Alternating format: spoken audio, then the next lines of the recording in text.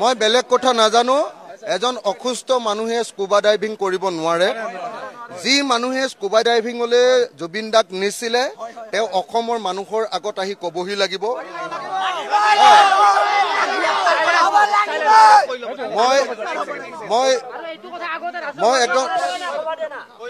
মই স্পষ্টকে কৈছো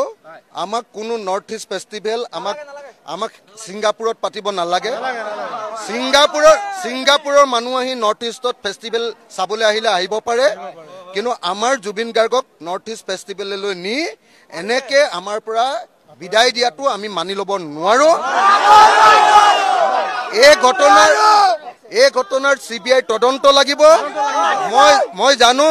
যে জুবিন গাৰ্গ 3 মাহৰ মূৰে মূৰে 4 মাহৰ মূৰে মূৰে হস্পিটেলাইজ হয় তেনেকুৱা এজন বেমাৰী মানুহ সাগৰলৈও যাব নোৱাৰে আৰু সাগৰলৈ যোৱাটো বাদে দিয়ক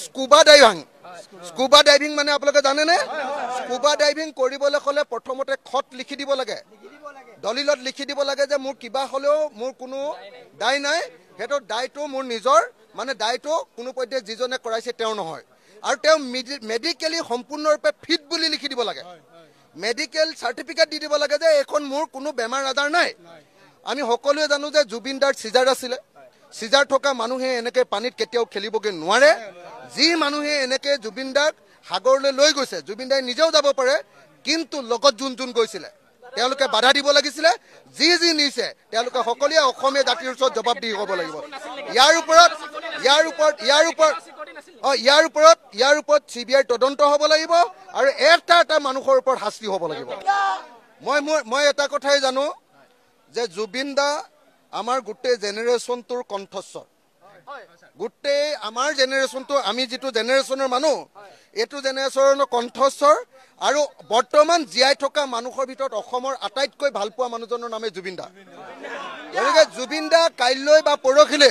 যেতিয়াই অসম পাবহি